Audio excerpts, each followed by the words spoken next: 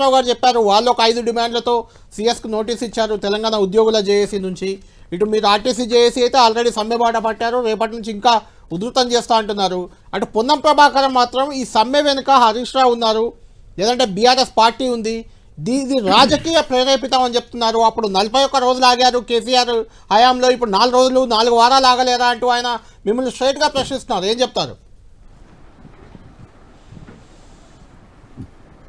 మా వెనకాల కనయం మంత్రి గారు మా వెనకాల పాకిస్తాన్ ఉగ్రవాదులు ఉన్నారని చెప్పలేదు, సంతోషం. తాలిబాన్లు ఉన్నారని చెప్పలేదు, సంతోషం. ఎక్కడైనా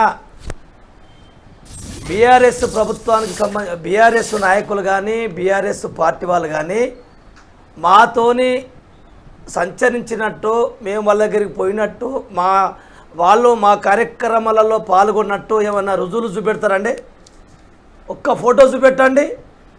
మేము పెట్టినటువంటి సమావేశాలలో వాళ్ళను ఎక్కడ మేము పిలిచాము, ఎక్కడ హాజరయ్యారు, వాళ్ళది ఒక స్టేట్మెంటు మాతో కలిసి ఉన్నది ఒక్కటి చూపెట్టమనండి.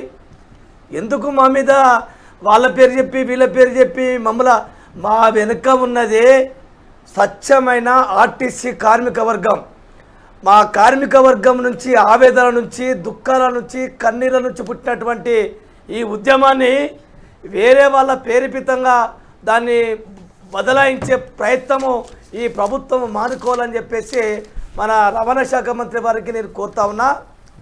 ఈరోజు 4 వారాలు అసలు కమిటీ వేయవలసినటువంటి అవసరం ఏమొచ్చింది ఈ యొక్క ప్రభుత్వానికి? ఈ యొక్క సమస్యలు డిమాండ్స్ ఇలా కొత్తగా ప్రపంచంలో లేనియో, భారతదేశంలో ఎవడు పెట్టలేనియో, తెలంగాణ ఆర్టీసీలో ఇంతకు మునుపు ఎవడు పెట్టని డిమాండ్లో మేము ఇలా పెట్టి సమ్మెకపోతున్నామండి.